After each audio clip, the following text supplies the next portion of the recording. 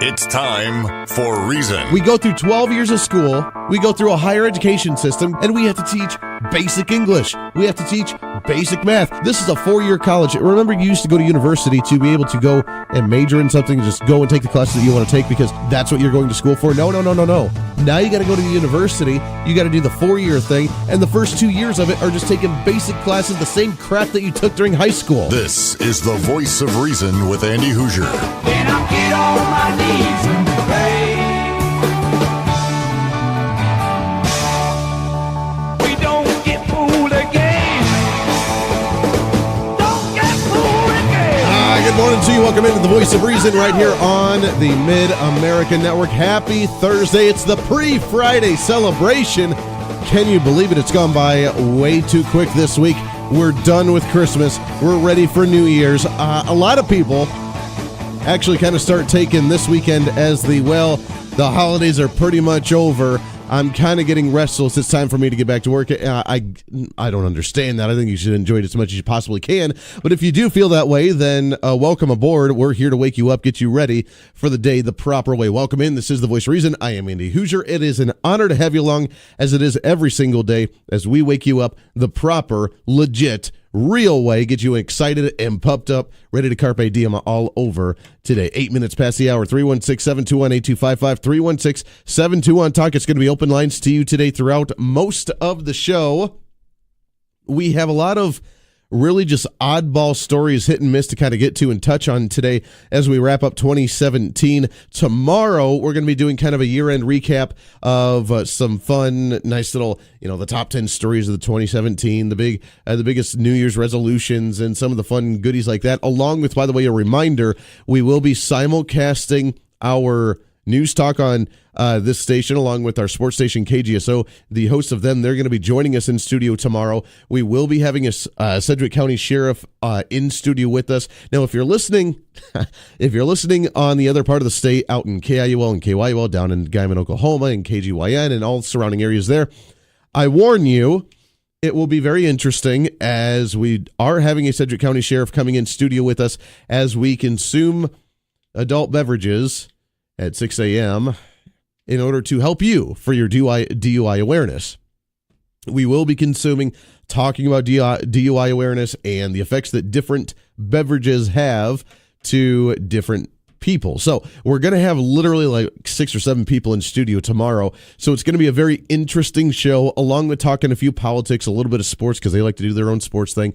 So we'll talk a little bit of mesh of everything. But today it's open lines to you. Anything you want to talk about, you're more than welcome to do so at 316-721-8255, 316-721-TALK. We have the Facebook Live feed up and rolling as well if you want to check that out. It's on all of the pages that the stations that end up carrying the show, and you can chime in, leave a comment, ask a question, anything you want to do there. You can shoot me a message all over Facebook on the Voice of Reason page, KQAM page, the Twitter at Hoosier Reason, and pretty much anywhere else. On email, you can also email me stories. I do have a lot of people that shoot me stories on via email, Andy@kqamradio.com. You can do that as well.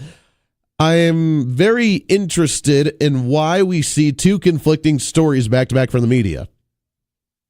This either shows, number one, that the media has no idea what they're doing because they're completely conflicted and they contradict one another really easily, or this shows the divisiveness within the country, which both are probably likely to some degree. Here's the first one that I saw. This is a story from the AP that was reported on to the Wichita Eagle that I found quite interesting. Trump's approval ratings have sunk below 40% with an average of 38.7.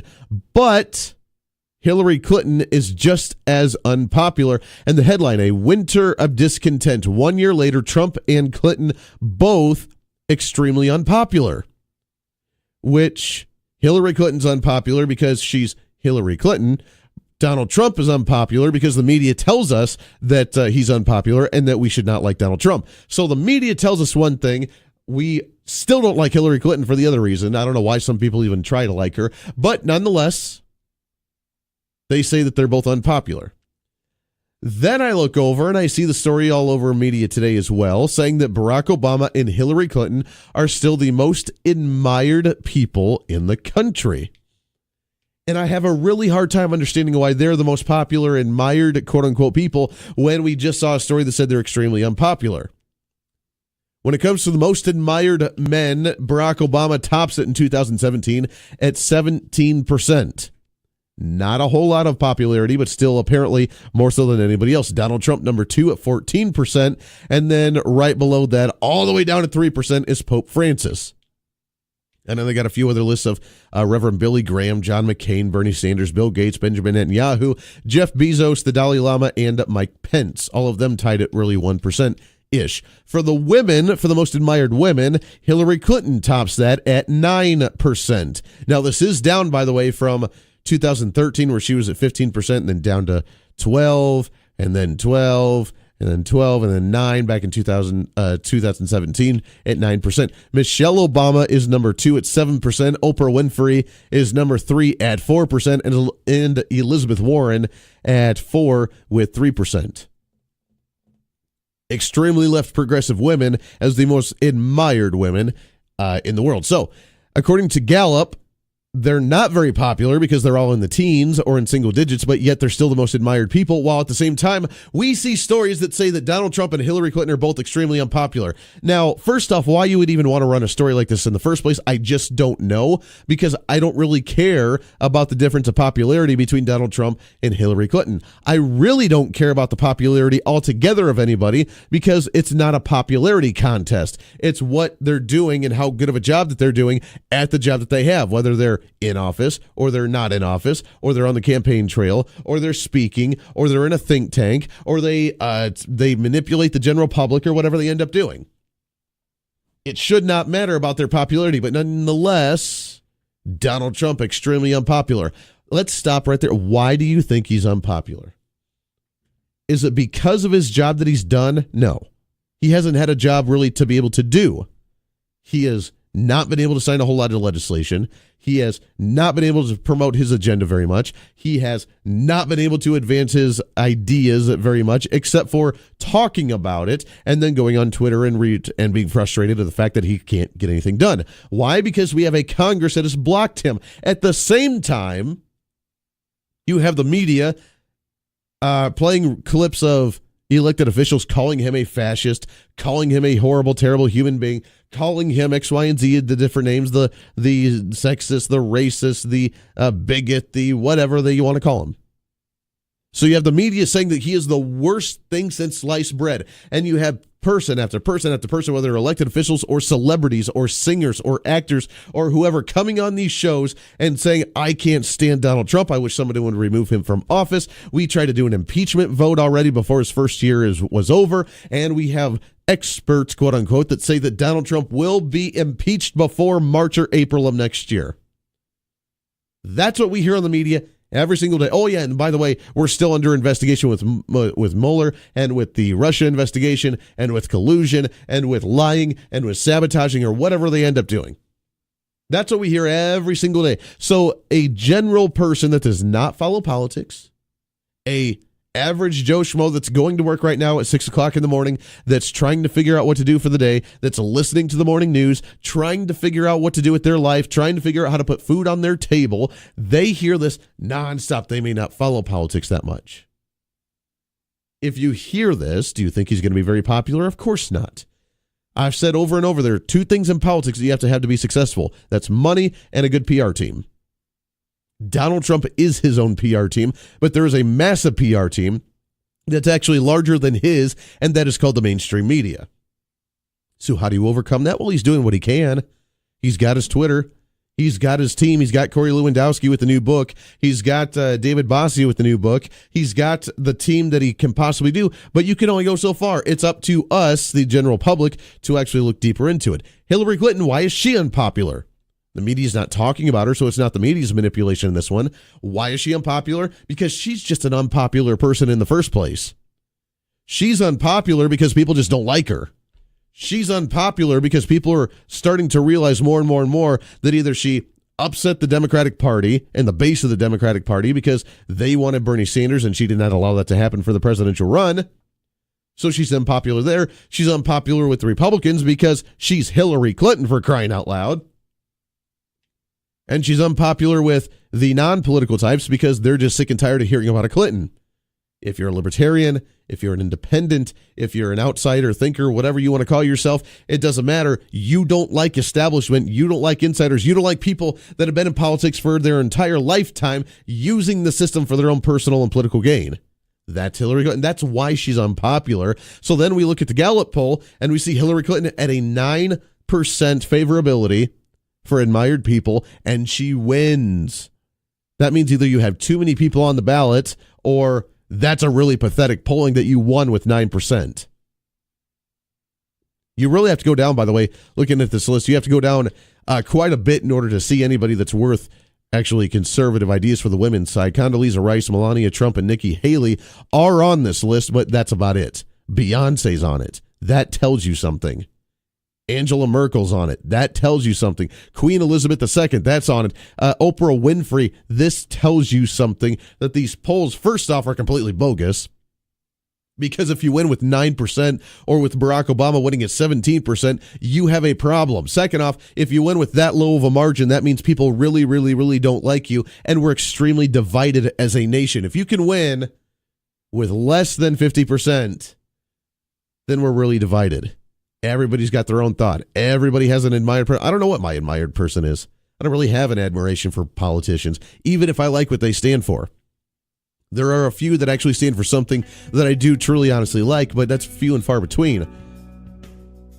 I guess I open it up to you. Who do you see as an admired person in politics or in society, as a leader, as a celebrity, as someone that you look up to right now to help guide you through these crazy times? The Voice of Reason with Andy Hoosier on the Mid-America Network.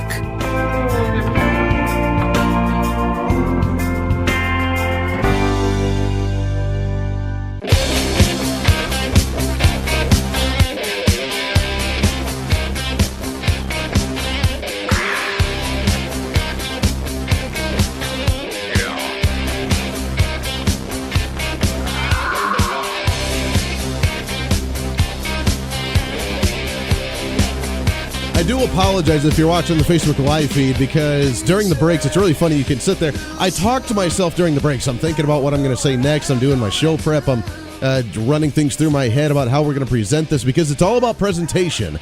It's all about how I can present this to you so that way you get the right information. So I'm going through everything and I'm talking to myself, and I'm almost even looking at the camera, because I mean, if I'm going to talk to you, but you can't hear me. So if you're watching the Facebook Live feed, you'll see me rattling on, having a conversation with myself, and no one can even hear me do it. You know what? It's okay. The voices in my head know what I'm saying, so it's all good. 316-721-8255, 316-721-TALK. If you want to join in, it is a Thursday. It's the pre-Friday celebration. Let's make it a good one here, shall we?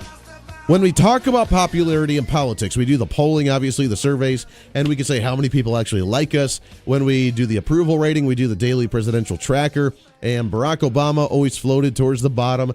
Donald Trump's now beginning to float towards the bottom. It's always the media's perception of them on why they get a low approval rating. It's also the source of the polling. It really is. You can get a different, do the exact same poll, the exact same questions, and do it between MSNBC and Fox News. And I guarantee you're going to get a different answer. It's always about the source, because they will go to their base in order to get a certain response. That's the way polling works. There's nothing manipulated. It is manipulative, but we need to know that going into it. I very, very rarely on this show actually read polls and read them as a perfect example of a point I'm trying to get across, because it just doesn't work. It doesn't. You can do a poll, which is why when we saw the stories, 3 different times this year, 3 times this year, we saw the story about how Governor Sam Brownback was the least popular governor in the state. And then he was the second least popular governor in the country. And then he was the third least popular governor in the entire country, because we surveyed the people and we got the real answers. And it's not true, because they interviewed 600 people out of a state that has 1.8 million registered voters. And you can't do 600 people and say, hey, we got a great sampling. Did you do the same amount of people in a city as opposed to the rural communities? Did you just do the cities? What cities did you end up polling? You got to ask these questions. And not only that, but how was the question phrased? How was it worded? So I take very, very little facts into actual polling. What I do, however, is I look at it and I base my judgment based on how the question was phrased. Is it somewhat of a trick question, or who they actually polled and the number of people that they did poll? So the question is, how do you become popular in politics? We have a lot of people, obviously, when we look at this Gallup polling, that the majority of the people on this Gallup poll as the admired people for 2017, just about all of them are politicians. On the man side, Barack Obama, Donald Trump, John McCain, Bernie Sanders, Benjamin Netanyahu, Mike Pence. The majority of them are politicians. Why do we look up to politicians to be our celebrities of the day? Why do we look to them to be the admired people? I know that the population, most people, for whatever reason, look towards a leader, look towards an icon, whether it is a celebrity, whether it's a role model, whether it's an athlete, whether it's a politician. We look towards someone to guide us. We're always looking for someone to guide us. And as a religious person myself, I have a hard time looking towards people to guide me, but God, because that's just my religious preference. I kind of faded out and grown up out of the celebrity, oh my gosh, status. I still get giddy and excited when I talk to someone that I really, really follow and enjoy. But I don't look at them as a role model. I don't look at them as an icon. I look to them as an example, potentially. But how many people do you actually admire? To be successful in politics, I already mentioned the two things that you need. You need a good PR team and you need lots of money. Is that really all you have to do to be popular among the masses? Or is it the agenda? Do we still have a little bit of a shred of deepness to us, to where we base the people that we admire or that we look to as a role model or we look to it as an example? Do we still have a little bit, a shred of that deepness to us, to where we look at it based on their actions and what they believe, as opposed to just the popularity because they're the most trending thing on Twitter, or because a lot of really cool hipsters took pictures with them and got selfies and got to spread it all over social media? Do we actually follow someone based on their ideas as opposed to how they look or how cool they actually come off to be? Barack Obama was a very hip, very cool kind of guy. That's why he did so well with the young generation, and that's why he ended up getting to be president, because he was smooth, he was clean, he was nice, he presented himself very well, and he was hip, and he was cool, and he was popular, but his ideas were terrible. And obviously, he destroyed the Democratic Party, and he destroyed the country, and he raised taxes, and he raised regulations, and he raised spending, and he did terrible, horrible things. He really did the exact same thing as what George W. Bush did. He raised taxes. He took the bailouts that George W. Bush did and quadrupled them, and then did the exact same thing. He raised taxes. He did not like the private sector. He had terrible ideas. But people say they liked his ideas just because he was a popular guy. He was cool. He was hip. He was retro. So the question I have is, what does it take to be popular in politics? Do you have to have a deep philosophical understanding or idealism? Or can you just have the good PR team, be slick, be nice, be smooth talking, and then you can appeal to the general public? If that's the case, then it's going to be very easy for some people to be able to be popular because they don't have any ideas at all. I mean, look at Bernie Sanders, 80-year-old guy, 90-year-old guy, whatever, however old he is, but he's the cool, hip, retro thing for the socialist movement right now. How flashy can you possibly get with Bernie Sanders? Everybody just have a good time.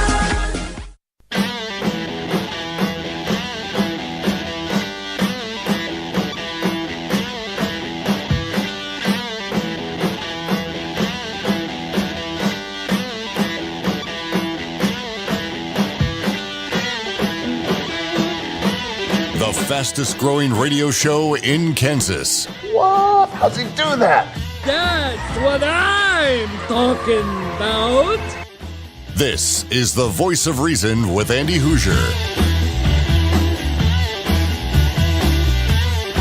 Hey, welcome back into the Voice of Reason right here on the Mid-America Network. Appreciate you hanging out with us today. It is a Thursday. The pre-Friday celebration continues, and we love having you along with us here, starting off the day the proper way, wherever you may be in the state of Kansas and beyond. I haven't talked a lot about outside of the state of Kansas as of lately, and I apologize for that. Whether you're in Oklahoma, Texas, New Mexico, Colorado, does not matter, Nebraska. If you're listening, we love you there as well. We will talk about more regional issues here a little bit as well. I promise I will get to that stuff. I mean, we go down all the way down to Amarillo, Texas, for crying out loud. And if you're listening in that area, welcome aboard. We love having you there. We're going to keep you tuned in and keep you entertained, because what we talk about, whether it is here in the state of Kansas or it is beyond, it does pertain to you. I promise you. So stay tuned in no matter where you are all over the Mid-America region. 316-721-8255, 316-72-ON-TALK. This portion of the Voice of Reason brought to you by Prosperity Liberty Tour. Chrisanne Hall, if you've not heard of her before, it's time for you to get involved. It's time for you to show up. It's going to be happening on Tuesday, January 9th, right here in Wichita. It's at the Convention Hall at the Century 2 venue convention center. It's going to be really, really cool. We talk about, and this fits in right in perfectly with what we just been talking about, the Founding Fathers. When we talk about politics, what did they want when they thought about someone that led the country, someone that was the role model, someone that did do very, very well in politics? Did they want someone who is a popularity contest, or did they want someone who knew what the hell they were doing? They wanted everybody to know what they were doing. They wanted the population as a whole to be engaged, to be smart, to be thinkers, to be ones that were involved in some way, shape, or form. If you were not involved, then you were part of the problem. It is our civic duty to be engaged in the political process. And I know a lot of people today don't like politics. They just don't want anything to do with it. My parents, I love my parents to death. They vote, but other than that, they don't want to do anything to do with it. They don't want to follow it. They don't listen to talk radio. They thought I was the weirdest person in the world when I told them that I was going to talk on the radio for a living, talking about politics. They don't get it. They enjoy it, but they don't have anything to do with it. They don't want it. It frustrates them. They watch the news at night for 5 minutes, and they're yelling and they're grumpy, and they turn it off, and they got to turn on a movie because they don't want to deal with it. A lot of people go towards sports. They would rather talk about the stats of a player and how well they did with their kicking or with their running or with their passing or with their dribbling or their shooting or whatever sport that you like and that you enjoy. They'd rather follow that than they would a political issue. And to me, it's a nice distraction to get away from it for a little bit. But if you're not engaged in the political process, then you're kind of the problem. Because then we vote for really, really stupid things because it's a popularity contest. When Kim Kardashian is more popular than, say, I don't know, Ronald Reagan, we have a problem. If people know more about who Kim Kardashian is and what her latest vegan movement is, or her latest scandal with who she slept with or the kid that she had or what she named him, which I don't even remember right now because it's stupid, more so than the tax bill and the tax rate, and then just following it, because then when you go into it, then you just listen to what everybody says. Oh, the Republicans are going to raise taxes on the middle class. They're doing a tax cut bill, but it's all going to be for the wealthy. It's all going to be for their special interests. It's all going to be just for the corporations that we hate because we were told to hate them. We don't follow it. We don't study it. Or maybe we went to college and took one semester of economics, macroeconomics, and then we learned, it's a terrible system, right? But hey, let's get on Snapchat and see what Kim Kardashian's doing. Let's get on Twitter and see what the latest trend is when it comes to my vegan dietary supplements. I don't know. We have a serious issue.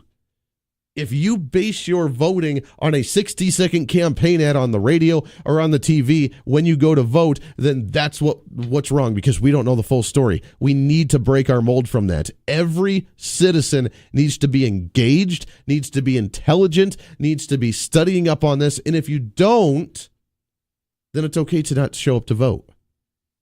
I want every single person in the country to vote, but they need to be informed when they vote. And I'm not saying that you have to agree with me by any case at all, but to be informed. More so than the bumper sticker hashtag one sentence argument that you hear from campaigns and you hear from certain politicians, that they spread it around because it's very simple to be able to leak it to the general public, and then they run rampant with it, and then that's the norm from there on out. It doesn't work that way.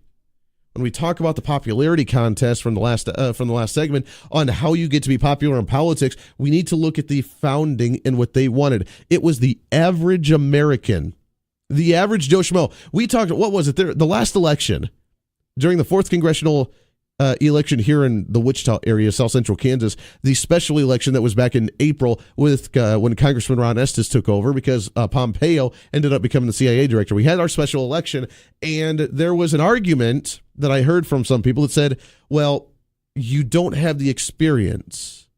You shouldn't be elected because you don't have the experience and know what you're doing in the system. Now, a special election I see a little bit different because we, in my opinion, a lot of times, we need someone to go in and fill in the spot just like that and be able to pick up the pace running. But a regular, normal election, experience, should it be something as a qualification to say, I've been there, I've done that, I know what I'm doing, or should that not be a relevant point in the election and the campaign because you say, I'm the outsider, I'm an average Joe Schmo, I'm a business owner, I'm a whatever, I'm just a regular worker, I'm a mailman, I'm a cook, I'm a whatever, and I'm going to run for office because I am passionate about the issues, I want to take care of my community, and I'm going to do the best that I can possibly do in that seat, and I'm going to learn how to do it because just like our founding fathers, we need to learn as much about it as we can. We need to be informed, engaged, and it's not going to be a lifelong career as a politician. It's not going to be the thing that everybody does every day, day in and day out. It's going to be the one where I go in, I do my term, I do my time, and I come back out, and somebody else is going to take the reins because just like during the time of the founding fathers, it was the average farmer, it was the average landowner, it was the average worker that had to do their time in government, that had to run an election. That's what we need again. The founding fathers had it going on.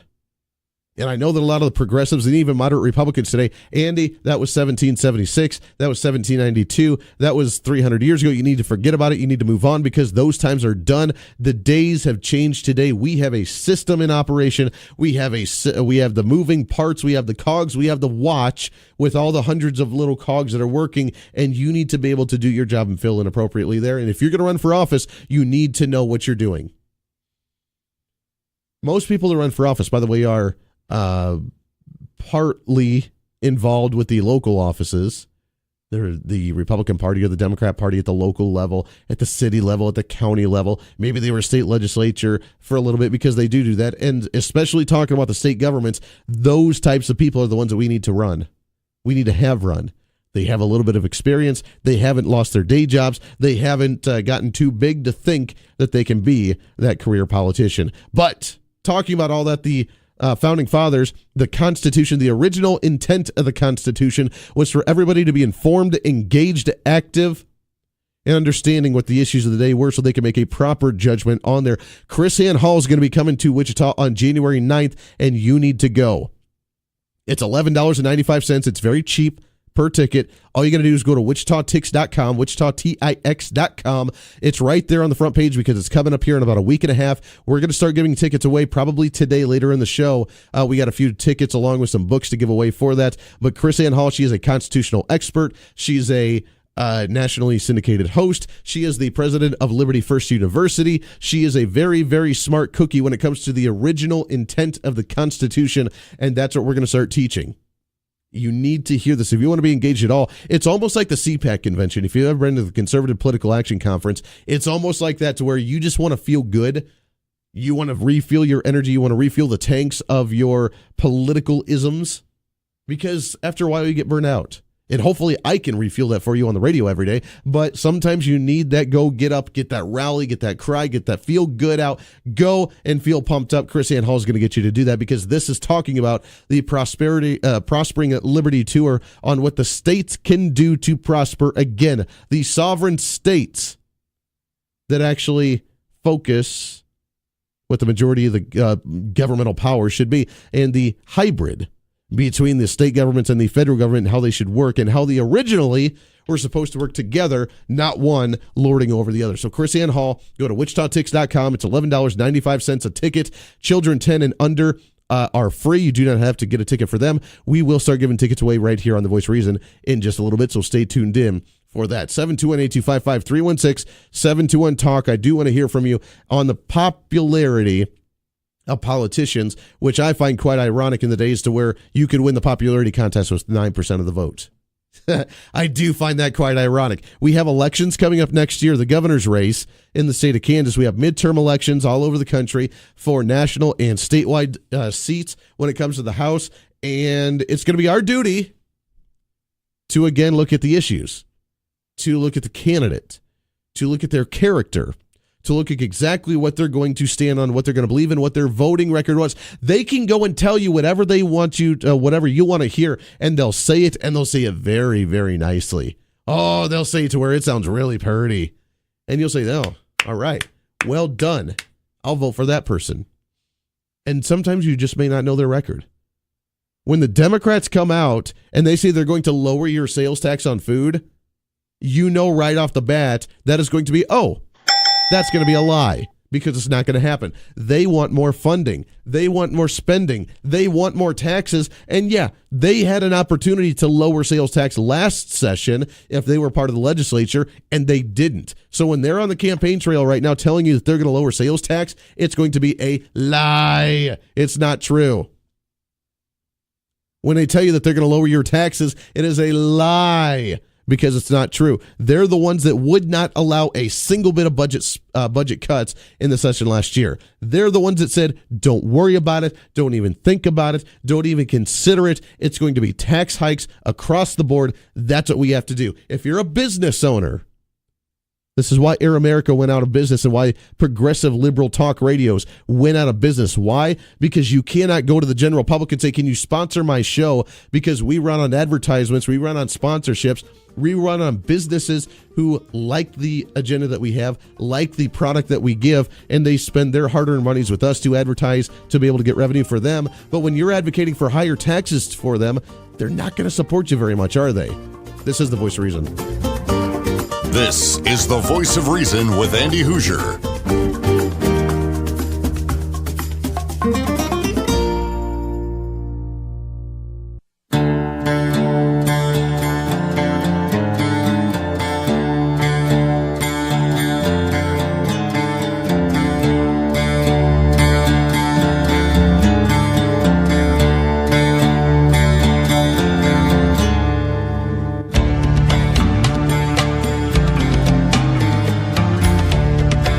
Into the Voice of Reason. By the way, everything that I just talked about when it comes to the activism, the engagement, how we should be informed, how we should be part of the system, and how we shouldn't be disengaged. If you are disengaged, I totally understand. I'm not trying to mock you. How dare you not be engaged in the system? I totally understand that, because people actually have to, go to work and actually provide for their families and do stuff that doesn't involve politics. And that's why we have shows like this, to try to inform you on the information, or at least pique your interest to say, I want to do some additional research on this topic, on this candidate, on this election, on this whatever. I'm not trying to tell you how to vote. I'm trying to tell you to vote, and just to maybe pique your interest a little bit in a somewhat, hopefully, entertaining way. Welcome back in. 316-721-8255, 316-721-TALK.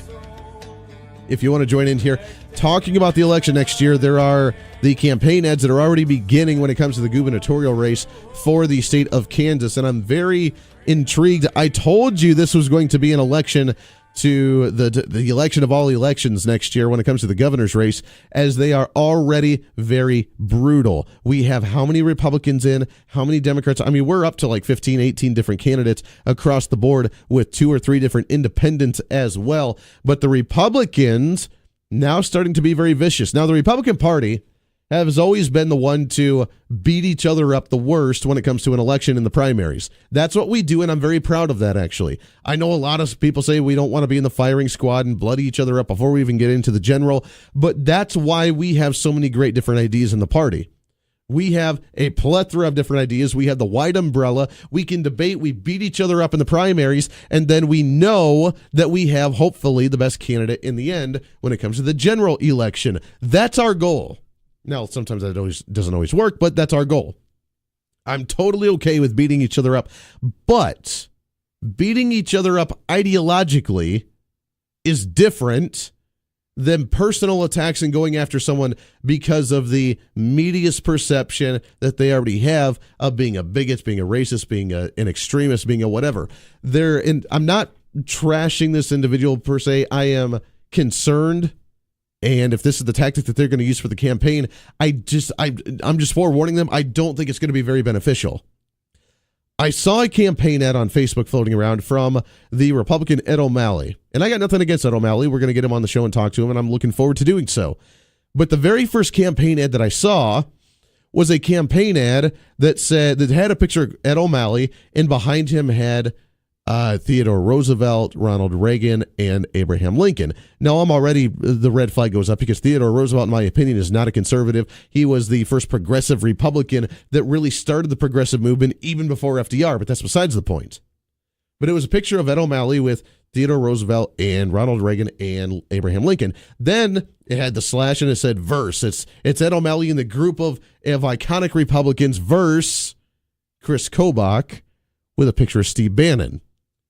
And the post said, Kansas Republicans, we can't let Bannon and Chris Kobach take over our party. Let's return to the party of Reagan, Lincoln, and Roosevelt. Ed O'Malley for Kansas. They've already gone off. He realized at least, that Chris Kobach is a big contender in the race.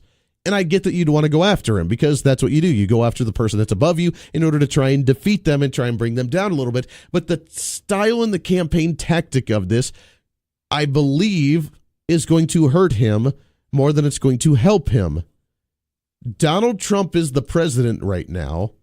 The popularity poll of the approval ratings, I don't look much into, but there are a lot of people that do support Donald Trump. There are a lot of conservatives and populists that do support Steve Bannon, and there are a lot of them that do support Chris Kobach. If you're going to attack somebody, you need to stick to the non-personal attacks and stick to the ideological attacks. Based on, I don't like your policy for the state of Kansas of X, Y, and Z because of. Doing this is not going to be very favorable to Ed O'Malley, unfortunately. Because I don't know what are you trying to say that he's an extremist? Are you trying to play into the media's perception that he's a racist?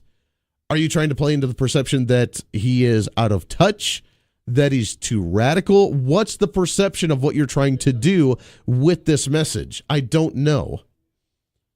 Because Theodore Roosevelt and Ronald Reagan are no way in any way, shape, or form the same type of conservative.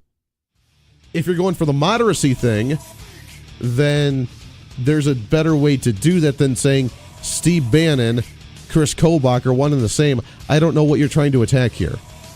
But trying to lump that in is the nutso radicals. You're playing to a crowd that's a deep red state that is Ted Cruz supporters, that are Donald Trump supporters, that are Breitbart News supporters, which by default are Steve Bannon supporters. So you're really isolating yourself within the Republican Party. You're trying to win over for governor.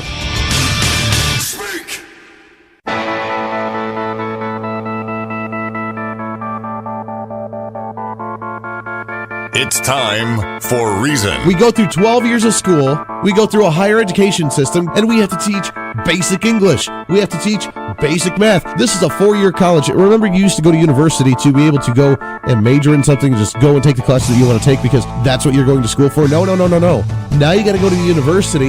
You got to do the 4-year thing, and the first 2 years of it are just taking basic classes, the same crap that you took during high school. This is the Voice of Reason with Andy Hoosier. Then I'll get on my knees and pray.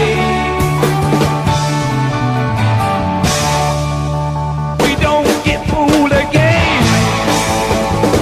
Don't get fooled again. Good morning to you. Welcome into the Voice of Reason, hour number 2.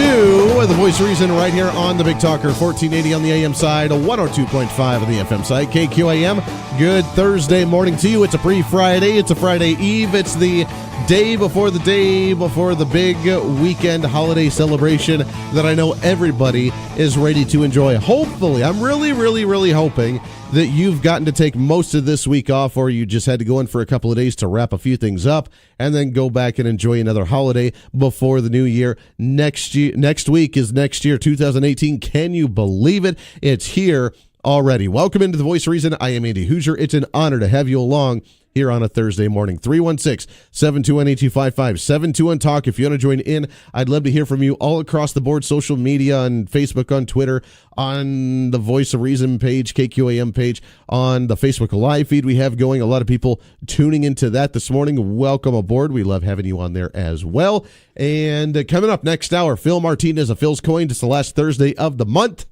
And as we usually do, we'll get Phil Martinez in studio here to chat a little bit about buying and selling and trading gold and silver and all the commodities and talking about the rates and all that jazz. It'll be a lot of fun as we do, but it's kind of like a free-for-all today as we've touched on a few different issues, had a little fun with it, and it's all open lines to you this hour. Whatever's on your mind, whatever you want to do, you're more than welcome to do so. 721-8255-721-TALK. There are a few issues as we go into the new year to be aware of. There are a few fun little tidbits to discuss as we go into 2018 because, as I mentioned, this is our year to change things. This is our year to make a big difference. This is our year to make an impact. This is our year to maintain a Republican majority and maintain a conservative majority, or at least get a conservative majority at the statewide level, at the federal level, because we have great elections coming up. We have great sessions coming up, and we can make that difference. And one of the issues that has been a huge one in the state of Kansas has, of course, been immigration. Chris Kobach has been big time on illegal immigration, has been big on the voter fraud, big on registration, big on making sure that we're doing what we need to do to limit the amount of illegal immigration in the state of Kansas.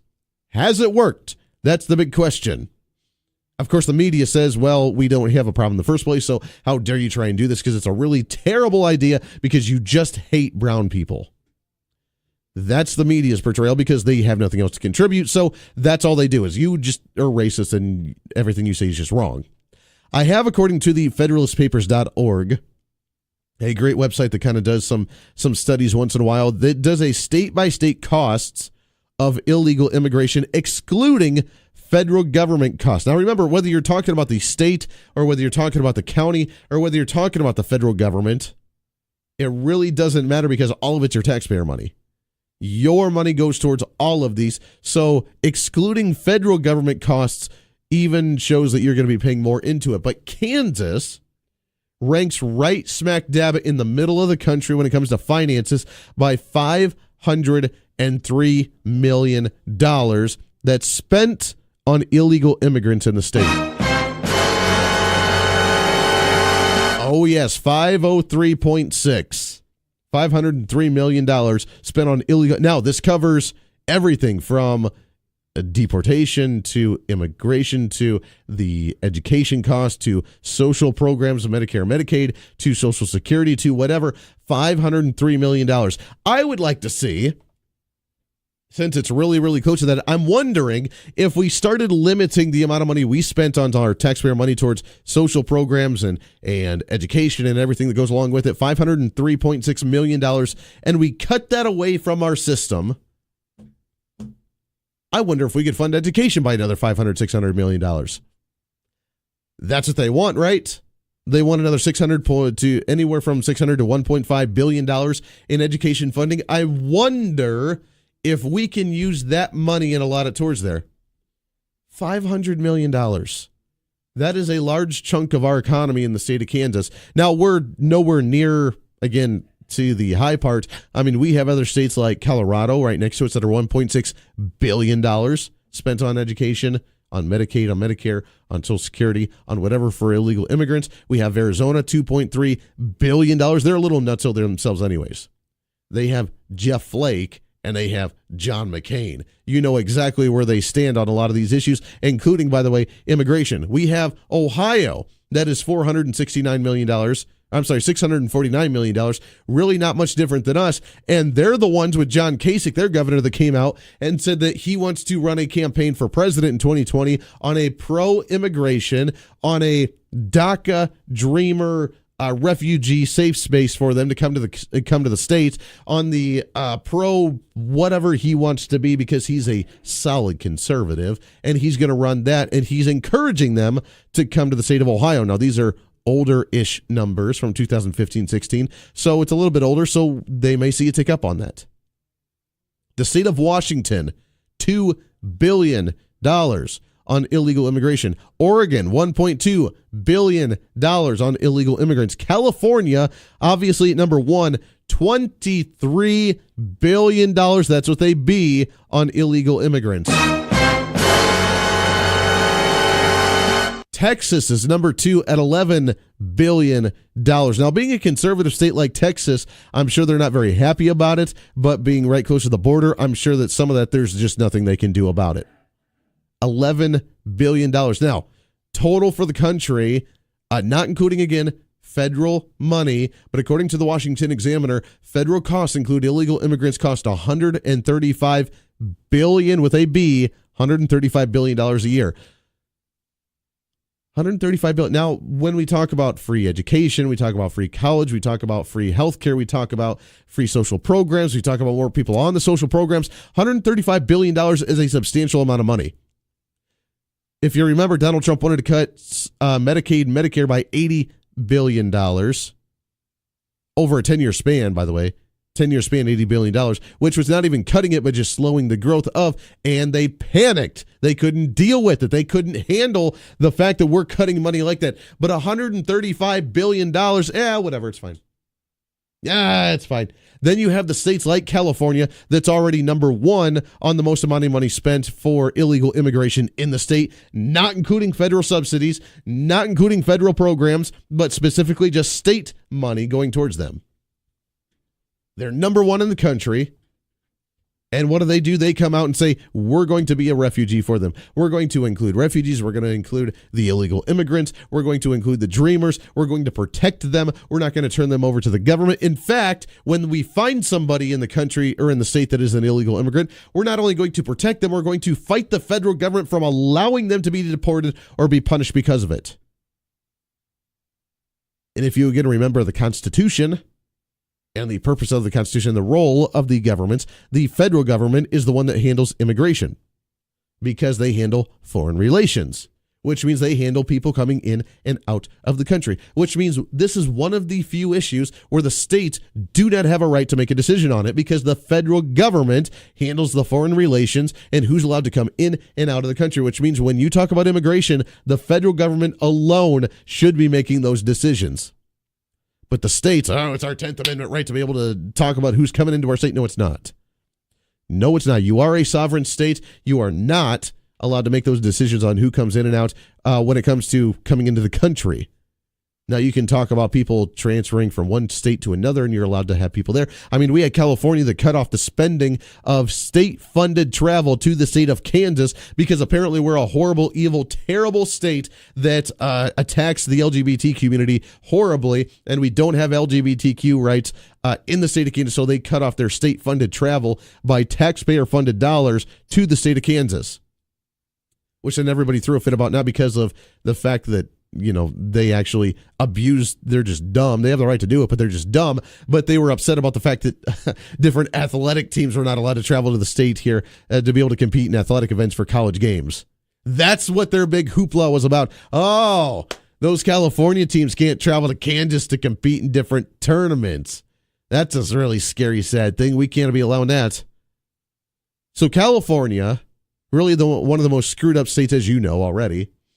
The ones that already try and defund already try and cut their ties from the government on what they're allowed to do with immigration, spending more money than any other state on illegal immigrants. In the state of Kansas, $503 million. We talk about the lack of funds for highways. We talk about the lack of funds for pensions. We talk about the lack of funds for education or for any of the other 97 different agencies and departments in the state. And then we are spending $500 million on illegal immigration, on illegal immigrants. We have a problem.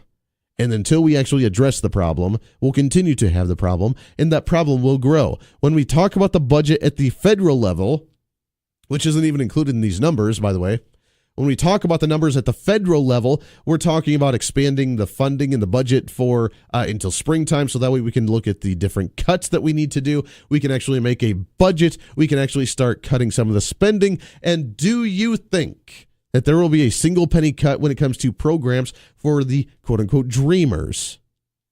John Kasich, for whatever reason, I don't know why the random governor of Ohio like John Kasich is so involved with things at the federal level. He's crafting a bill and crafting legislation to try to encourage a DACA reform to allow the dreamers to maintain their status in the country, to allow themselves to stay here because we invited them in. They had their livelihoods now. They're the ones that came here as a children, and they have no responsibilities whatsoever, and therefore they should be allowed to stay because they're contributing members of society, and some of them are. Great. But does that mean that we just look the other way when it comes to the law? I don't care if you are the most contributable member of society in the world. I don't care if you are Mother Teresa and you are the most wonderful person in the world. If you break the law coming into the country, even if it wasn't your fault, if you after a while did not change that or fix it yourself, then you still need to go. That's my opinion. Well, Andy, it's going to cost a lot of money to deport. Look at how much money we're spending already. $135 billion with a B when it comes to us just maintaining these people and individuals to stay in the country. I don't care. Now, I'm not saying we knock on your door. Can we see your papers in your home? Can we come into your basement and look around? Can we search your house? No, we're not talking about that. But if you're pulled over, if you commit a crime, if you just happen to, oopsies, let it leak, then goodbye. See you later. Farewell, Auf Wiedersehen, because you broke the law. And if you came here as a child and it wasn't your fault, by the age of 30, then you probably should have taken some responsibility of that. Does that fall into the millennial category of not taking responsibility to yourself? Does that fall into that category of, we read the funny little joke story yesterday about how the Catholic Church is changing the age of responsibility? Right now, it's like the age of 12 to where the Catholic Church sees you as after the age of 12, then your responsibility, your actions are responsible on you and you alone, and that's what gets you into heaven or hell sort of thing. And now they're making the joke is that they're raising the millennials to the age of 30 because it's just not their fault. They're not responsible enough. They're not old enough. They just don't understand. Is that what we're talking about here? Someone who came here as a 4, 5, 6, 7, 8-year-old with their family illegally. They didn't have a choice in it. Right, they didn't have a choice. By the age of 30, and you raising a family, and you getting a job, and becoming that member of society, you probably should have dealt with that, knowing by going to school, by talking to people in the community, that you were here when you probably weren't supposed to be, and you knew darn well that your parents were here illegally, but you want to rectify that situation. You want to fix it yourself, so you probably should have. When do we transfer that responsibility from the parent to the child who's been here for 20 years and now has a family and kids and everything of the sorts? When do we actually start taking responsibility for our actions? That's a good question. So I ask that to you. When is that line? When do we draw that line and say, you now must take responsibility of your actions? And if you did not rectify something that you knew was wrong, that you knew was illegal, then when do we start blaming you for that as opposed to your parents and the hands off? I didn't know. It wasn't my fault. $135 billion in the country. According to the Social Security Administration, 11.1 million people reside in the country illegally and pay Social Security taxes. They pay taxes on it. They're contributing members of society. Great. Does not justify the fact that you still broke the law. 21 minutes past the hour. This is The Voice of Reason on KQAM. Stay here. This is The Voice of Reason with Andy Hoosier on the Big Talker KQAM.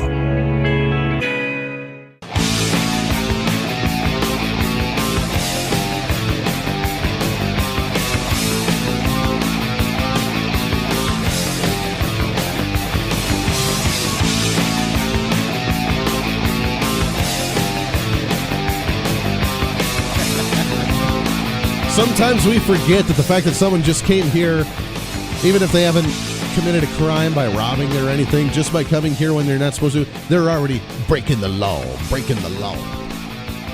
When we talk about the crime rates in the country and how many of them, as percentage of them are illegal immigrants, they're already breaking the law. Because that's just what they're doing. 721-8255, 721 Talk. Welcome back into The Voice of Reason. Listener Pam on Facebook brings up a good question. Per taxpayer in the country or in the states, how does it break down when it comes to funding illegal immigrants? Now, remember, this is the costs that cover education, welfare, law enforcement, and medical care for the illegal immigrants. If we look at it as a whole in the country, here's some fun little numbers for you. If you look at it, even with the ones that are I can't even say it, law-abiding illegal immigrants, that doesn't even work. The numbers don't, It doesn't make any sense. You can't have a law-abiding illegal immigrant. Right there is a contradiction before one another. You can't be law-abiding if you're here illegal. But I digress. If you are here and you haven't committed any additional crimes and you are working and you're paying into the system, and with all of the 11.1 million illegal immigrants, according to the Social Security Administration, that's paying Social Security taxes, and they're working and they're paying their taxes and they're doing their thing, out of those, with them offsetting some of their costs because they are paying taxes, it still doesn't matter. On average, at the statewide level, the states in the local column are still paying $3.5 billion of the B in taxpayer money to subsidize the other illegal immigrants. And that still comes to just over $15 billion federally. Remember, it's the difference between how much the states are funding and how much the federal government's funding.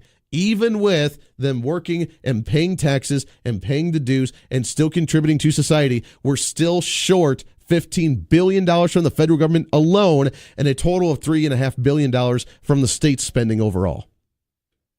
That's still a lot of money, isn't it? In the state of Kansas, if you really want to break it down, if you want to talk about per spending per individual, with $503 million going towards illegal immigrants, going towards education, welfare, law enforcement, social, medical, whatever, $503 million with 1.7 million registered voters. Now remember, that's not everybody that's actually here, but just registered voters themselves at 1.7, 1.8 million. That's roughly $300 out of your taxpayer money going to the state that's funding and subsidizing illegal immigrants in the state of Kansas. $300. A lot of people, when you get your tax refund back from the state, it's maybe like $50. Maybe if you owe a little bit next year, obviously we're going to owe because we all have our nice little retroactive tax increase that they put on us this year. But we pay roughly right around, for most people, if you're making $40,000, $50,000, whatever, if you're making that kind of money, $30,000 to $50,000, you're paying roughly about $500 in a year towards the state with your taxes, right? Ish, roughly. If you're doing that, just about all of that money, if you break it down ratio-wise and you're a registered voter, 1.7 million registered voters in the country, or in the state, $503 million going towards illegal immigrants and their social programs, you're paying $300 of that, $500 towards your state going towards illegal immigrants. Obviously, that number's a little different because not everybody's a registered voter, but if you just look at registered voters, there it is. Breaking it down for you, $300 of your taxpayer money to the state going towards someone who's not supposed to be here in the first place. Does that make you feel good and warm and cozy inside?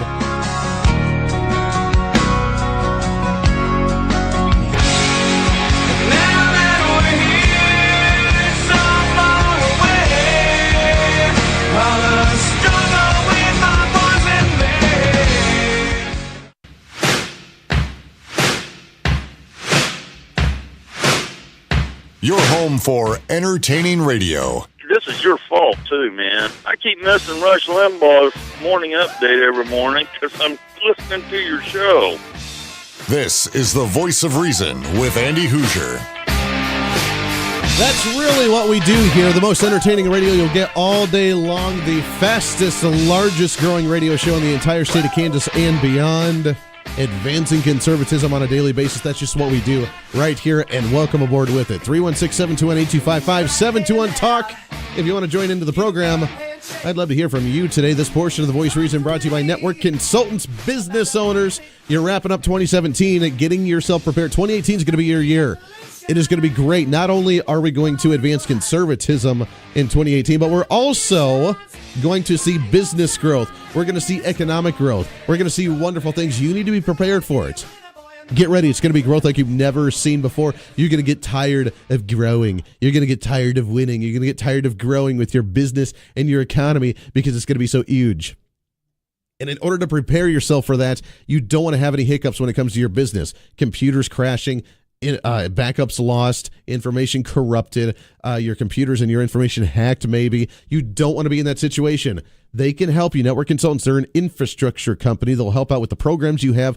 They'll work on your firewalls and sonic walls, VPN, backup solution, cloud setup, network communication, no matter what it may be, they can help you with it. They work with small to medium businesses, so that way they know the importance of how you need to run operationally and how quickly and smoothly you actually need to work. It costs more money to fix it than it does to maintain it. How much money does it cost for you as a business if you lose last year's records of your finances? If you lose some of your information, if you lose the program that you spent probably $1,000 on for maybe QuickBooks or something, it's expensive. You don't want to do that. They'll help you with that. Call them now. Tell them that I sent you, and you'll get a free network analysis. They'll come out. They'll visit your business, review your entire system, help you any way that you can, even help guide you to manage your own network, which nobody else does in the industry. They do have month-to-month plans available. You do not have to do long-term agreements. It's very simple. Give them a call. Tell them I sent you right here on The Voice of Reason. 316-201-4624, 316-201-4624, or visit online at network-consultants.com. Again, network-consultants.com. All right, 721-8255-721-TALK. We will be, before the end of this segment, we'll be giving away a pair of tickets to the Chris Ann Hall tour, the Prospering Tour, that's going to come up on Tuesday, January 9th at 5 p.m. Doors open, 7 p.m. the event begins. It's going to be great. When you want to learn about the Constitution, stay tuned in, and we'll give you some tickets away for that coming up in just a little bit. If you do want to get tickets, WichitaTix.com, and you can get those for just $11.95. As we're talking about illegal immigrants and talking about people who may have, broken the law, we have local laws as well. We mentioned immigration is a federal law. States do not have the right to be able to dictate what happens with immigration. They can within their state on who's allowed in the country in the first place. But when it comes to refugees, for example, if you remember the refugee debate that happened about a year or so ago when Barack Obama was still in office, Governor Brownback and about, 12, 15 other different governors signed a petition saying they would not allow Syrian refugees into the country until we did additional vetting. And that was right, that you can do that. You can say, sorry, the country is bringing people in. I have the protection of my state to look towards. I have the right to be able to decide who's going to come in and come out. In that sense, the federal government has the right to bring people into the country, or not allow people to come into the country. And then the states get to dictate on where they want them to go or not to go. We have that right. We do not have the right, as many states are trying to do right now, is become the sanctuary state or the sanctuary city, or try and protect dreamers, or try and dictate and protect these illegal immigrants from the federal government and their eyes with them trying to catch illegal immigrants. They don't have the right to do that. Now, I got in trouble way back when, and I think I've told this story on the air before. We had in college, during the College Republicans, we had a time to where the Latino Student Union, and I don't know why, because we didn't specify certain illegal immigrants, but as the College Republicans, we had a little fun with the immigration issue.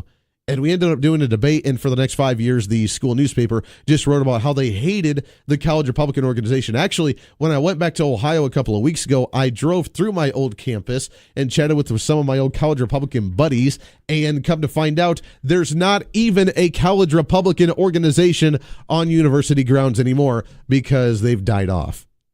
It was at its prime when I was involved in it, baby. We had so many people involved, and we did events. We knew that we were the most hated group on campus. We already knew that. It was no surprise. We went out of our way to upset individuals because that's just what we wanted to do. We were college kids. We wanted to be the activists, and we wanted to just ruffle some feathers. I do that on the radio now anyways, which is why college probably taught me to say, hey, get into radio. We did an event called Catch an Illegal Immigrant Day.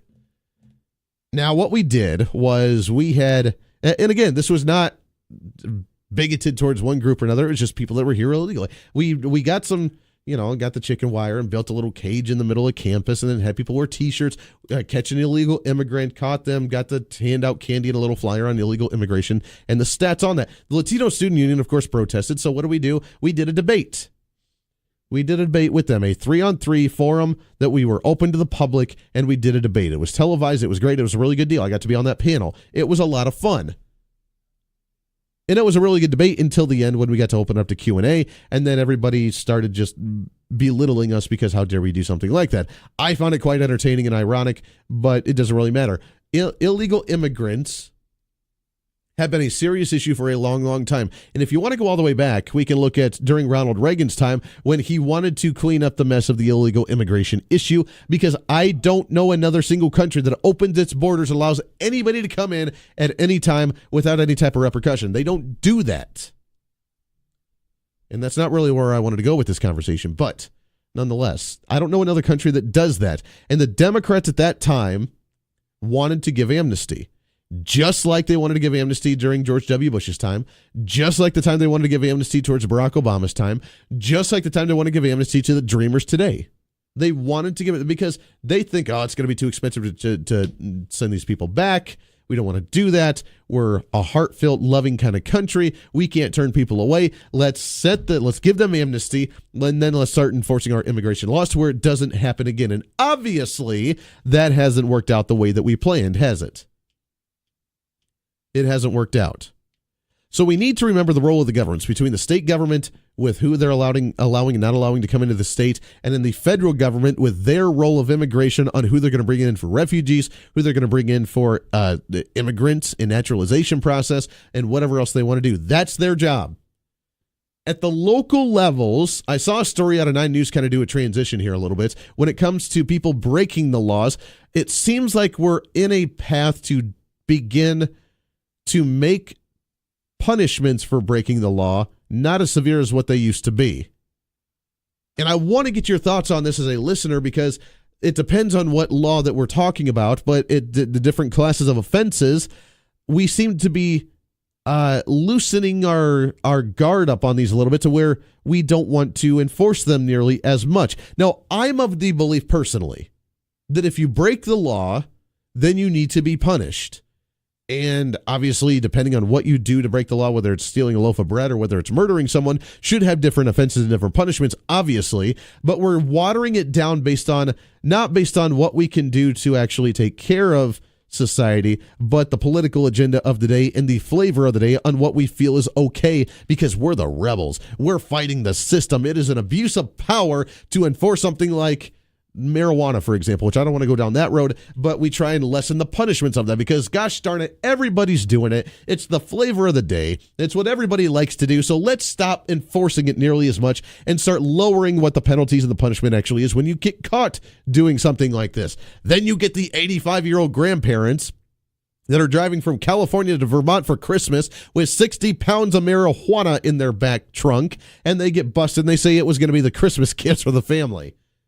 That's the point that you get to when you start deregulating and start stopping to punish these things. Now, I'm not talking about marijuana. I don't want to talk about marijuana right now. But in Denver, in a state that has legalized marijuana, recreationally and medicinally, they're now having problems, the unintended consequences of the marijuana, in my opinion, with the tripling of the homeless rate in Denver, with the real estate where no one can afford to live there, and the prices of everything's extremely expensive, and they tried their nice little socialist healthcare plan in Colorado, and it's just that state's a disaster. I would not want to live there for anything right now. It's a terrible, terrible place to be right now, in my humble opinion. And the Denver City Council, as of earlier this week, recently voted to lower and lessen some of the punishments for certain levels of crimes. Some of them being loitering, panhandling, and defecating on public streets.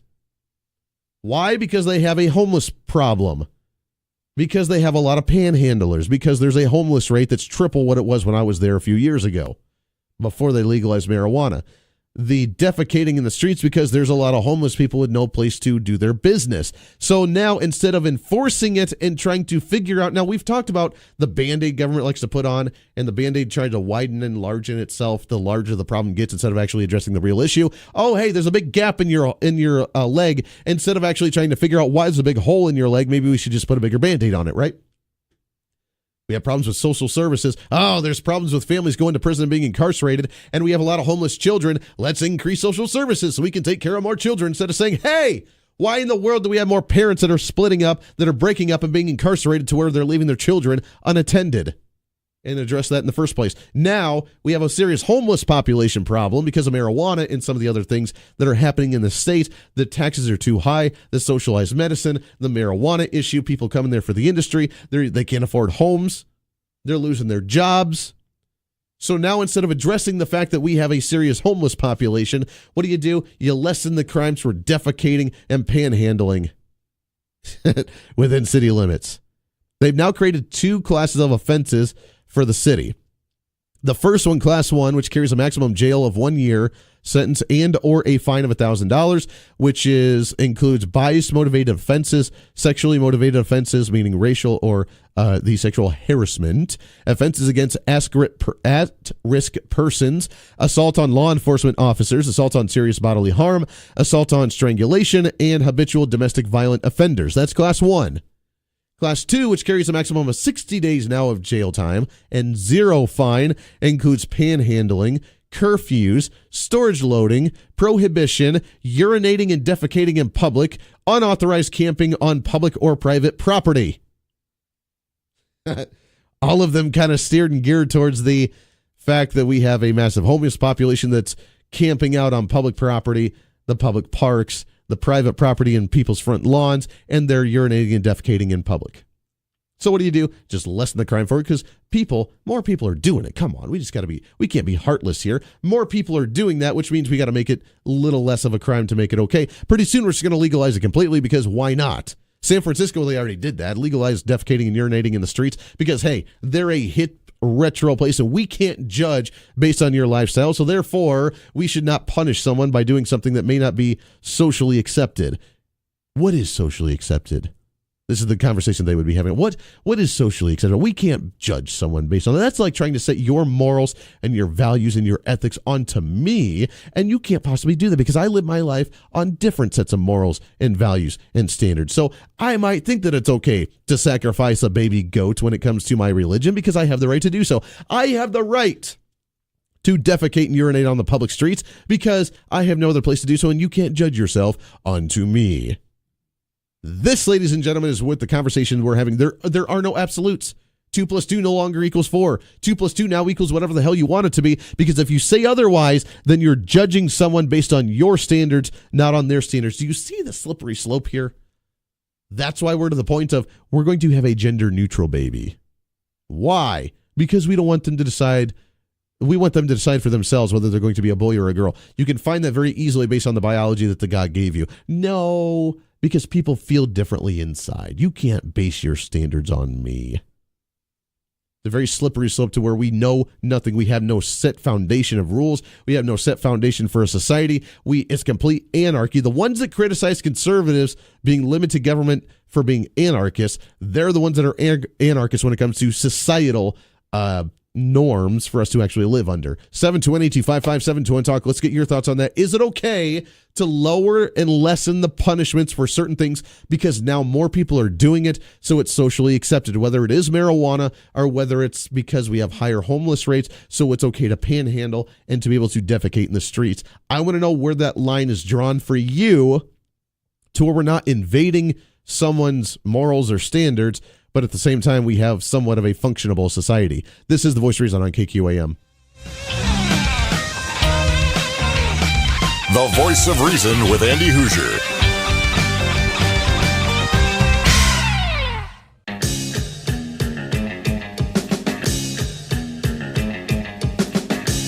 Welcome back into The Voice of Reason, wrapping up hour number 2. Can you believe it? And I totally forgot in that last segment to wrap it up by giving away a pair of tickets to the Chris Ann Hall Prospering Liberty Tour coming up on Tuesday, January 9th. So let's go ahead and do that. Caller number one, 721-8255-721 talk. We'll get you a pair of tickets, 2 tickets to the Chris Ann Hall Prospering Tour on Tuesday, January 9th. She is the constitutional expert. She is the president of Liberty First University, talking about the Constitution, state sovereignty, what the states can do to hold the federal government accountable based on constitutional principles. The teacher of constitutional issues and the original meaning and context of it, what it actually means and how we can apply it today. She is a genius. We're going to try and get her back on the show before the event coming up in just a couple of weeks. We'll go ahead and take caller number 1 right now at 721-8255-721 talk and get you a pair of those tickets. Coming up in hour number 3, the man himself, Phil Martinez of Phil's Coins, is going to be joining us as we talk about gold, silver, buying, selling, trading, along with we got to get the politics of the year, get his take on the wrapping up of 2017. It's going to be a lot of fun. So we'll do that in hour number 3 as well. If you're not able to get, which we will be giving away numerous tickets to this, I believe we have 10 pair to give away total over the next week and a half. So we're going to give away a pair of these a day and maybe a couple a day, but we do have a pair right now. We'll give away to caller number 1 at 721-8255-721-TALK. If you don't get them, go to WichitaTix.com. WichitaTix.com. WichitaTix.com. You can get your tickets at $11.95 a ticket. They're really not expensive at all. You can go there. It's going to be at Century 2 at the Convention Hall on Tuesday, January 9th. You can hear her speak. It's going to be like a 2-3 hour event, so it's going to be really, really cool, getting great information. We do the best that we can on the radio to talk about the Constitution, and I throw it in a little bit here and there with constitutional documents and quotes and so on. So, but after a while, like, it's a little dull and numbing, so we got to find a way to spice it up a bit. She is a genius at doing that. I am not a smart person. I'll be the first to admit it. I am not a very smart person. I just try to be the catalyst to rally you, because that's what the radio industry is really about. The radio medium is about rallying you, getting you excited about doing whatever you want to do, getting out to vote, getting the information out. I can only do so much. And she's one that goes around and speaks. She's speaking at different schools. She goes and talks to the kids. She's the one that gets them to understand. We don't have, and you and I know, we struggle on an actual civics class in our public education system now. We have a hard time understanding the separation of church and state, or the separation of powers, or we have a hard time understanding the role of each branch of government, and she's able to help out. She's able to do that, break it down to where we can understand it. She's a great individual. I really look forward to chatting with her again, and she'll be here in Wichita. I know she's got a lot of big fans, a lot of big support here in the Wichita area. She'll be here Tuesday, January 9th. We got the tickets, so let's go ahead and take caller number 1 at 721-8255-721-TALK. We'll get you your pair of tickets to Chris Ann Hall's Prospering Liberty Tour. This is your show. It's time to speak up, speak out, speak loud, speak proud, speak the truth, and always speak some reason. Hour number 3 of The Voice of Reason coming up in just a minute. Stay here.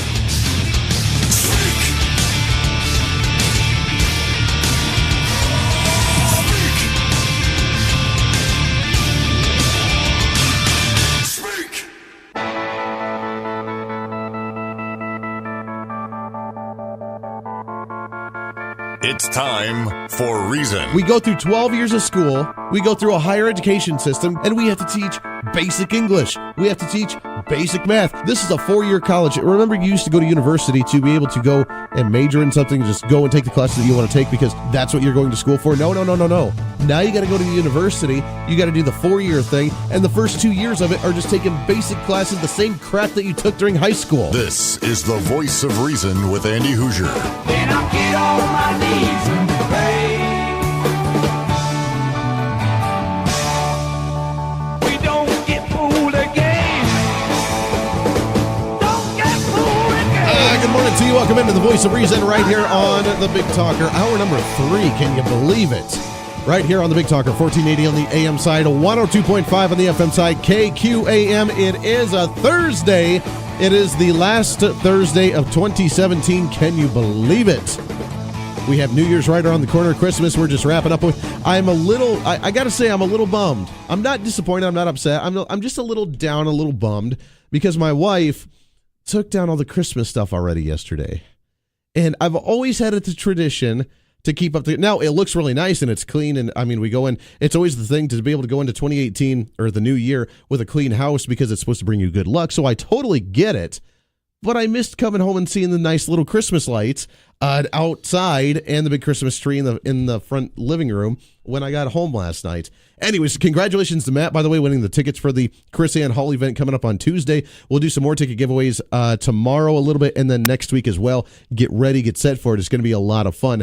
This hour, though, and we don't have, by the way, the governor's office calling in at 8:30 today because they're on break. So I think we're going to keep you until about 8:45 if that's all right. That's fine. But Phil Martinez, the man himself from Phil's Coins, the man. Merry Christmas to you. How you been? Merry Christmas to you, young man. Doing fine. It's great to have you back, and hope you guys got to enjoy Christmas, got to enjoy the family and the delicious food and all the great stuff. Christmas, next day after Christmas, my wife walks up and gives me this big hug, and I'm going, "What's that for?" And she goes, "Thank you for letting me sit down and watch Christmas movies in my pajamas all day." Because it was just me and her. We had Christmas the week before, so it was just me and her. And she sat there in her pajamas and watched Christmas. God, I got tired of Christmas movies by the end of the day. But, what's your favorite one? I don't know. I've seen several this year that were pretty good. My wife always keeps talking about what is the Christmas Story with the kid with the Red Ryder BB gun? Oh, that's a classic. That's always her classic. That's always her Absolutely. her favorite. So. Do you ever watch Jingle All the Way? Jingle All the Way. It's got Arnold Schwarzenegger, and he's got to go get the Turbo Man doll. He's trying. It's Christmas Eve, trying to go and actually get the last toy, the hot item of the year, and he can't find it. It's Jingle All the Way. It's the greatest Christmas movie of the year. That one I haven't seen. And then, of course, Die Hard, because that's just the ultimate Christmas movie. See? Yeah. Okay. Yeah. See, the greatest Christmas movies. That's what we did. Actually, Christmas Day, we watched.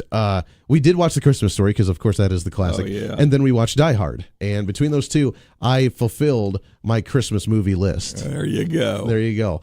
Phil's Coins, you guys staying busy for the holidays. I know around this time of year, as people are wrapping up the year, the markets are kind of always funky because they're closed a lot more than usual with the holidays. But how are the markets looking, and how have you guys been staying busy-wise when it came to the holidays? Do you guys do a lot of gift cards and stuff for Christmas gifts? We didn't do very many gift cards. We had a lot of people coming in wanting to buy particular coins for somebody, and it does create a different. I mean, you've got some lady in there trying to buy a coin for her husband, and she knows nothing of coins, and yet this is what he wants, and she's got a budget to hold, and so you're trying to find her a nice coin, discount it down to whatever you can, the bottom, cut the bottom out of it for them to help them out, right? And then it's got a price on it, so you got to repackage it so it doesn't have a price on it, and you got to grade it, put everything back on it, and then we code on the back what we paid for it, but we also code on the back what they paid for it. Okay. And then we put a little star by it. And that way, if her husband doesn't like what he got, he can bring it in, and because a lot of people pay cash, and we basically don't give a cash register receipt. Sure. So I can just take the coin, flip it over, and go, yep, that was Christmas gift. She paid $50. So, either you can get $50 back or whatever. So Swap far, probably in the last, since I opened my shop in 2000, I haven't got a Christmas gift back. Really? Yeah. Well, that's good. I have people come in and go, did my wife really buy this coin for that little? And I go, yeah. Yeah. Could I have bought it for that price? No. Nope. Because you know what you're buying. She doesn't. I just cut. I sell it. Usually I try to cut it to the bone as best I can. And I'm sorry, but you just cannot complain about what I just, your wife might buy that coin for 2/3 of what you could buy the coin exactly. for. I'd look and say, well, I made $5 on a $50 coin. I did really well. Did good on that one. Yeah. But knock on wood, we've been real blessed. I try real hard to give them something that nobody can complain about the grade. Sure. Nobody can complain about the price.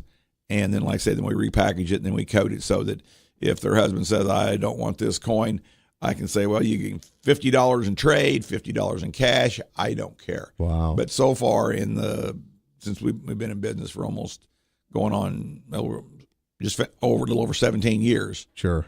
So, we haven't seen them come back. That's good. That's good. We try real hard. I did have a couple girls come in this year that we did just sell gift cards to because they absolutely had no clue what Grandpa got.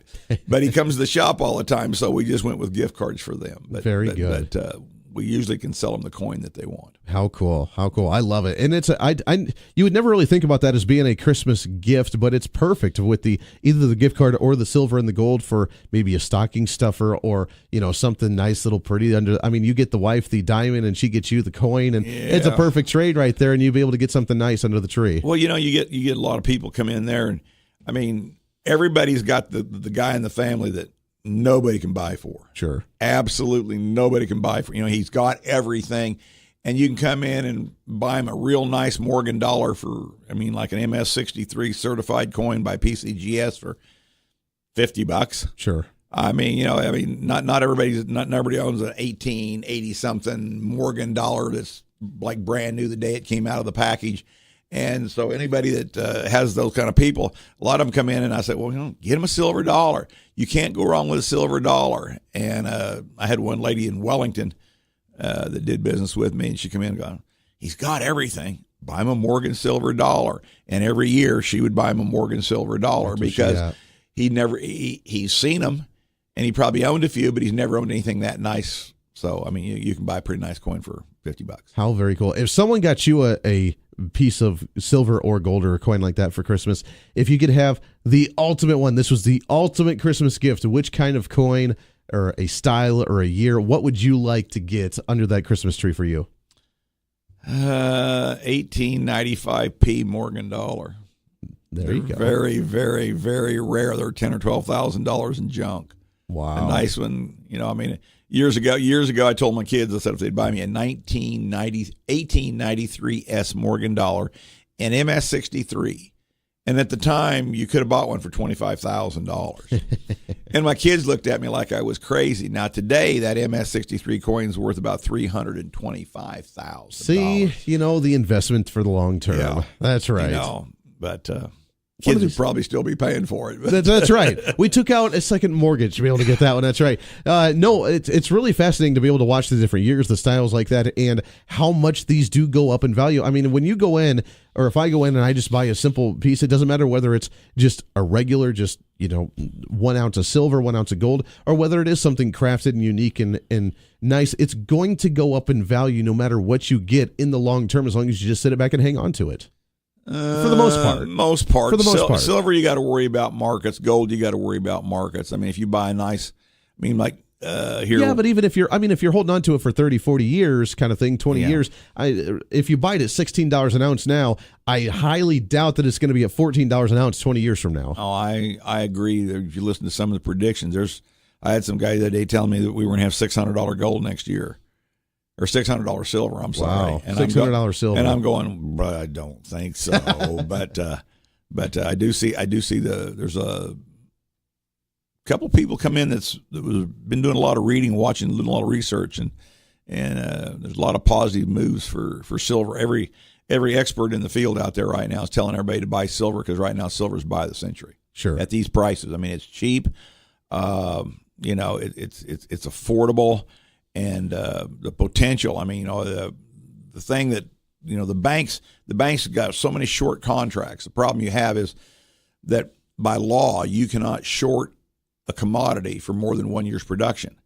And let's say that we do 100 million ounces of silver, and I don't know whether that's even close or not, but I'll just say 100 million ounces. There's nobody at the government that monitors that. There's somebody with a little pencil and pen going, okay, now we got 100 million ounces we can short.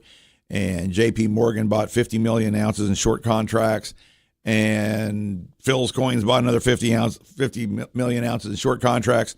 There are no more short contracts to be sold unless somebody turns loose of some. Sure. Okay, well, the problem is you've got all these different banks, and there's 5 years in short contracts out there, which is against the law. Mm-hmm. But most of it is held by banks that are too big to fail. Therefore, the government is a little lacking to say, okay, now you've got, for every 10 ounces of short contracts you're going to have to give back 8.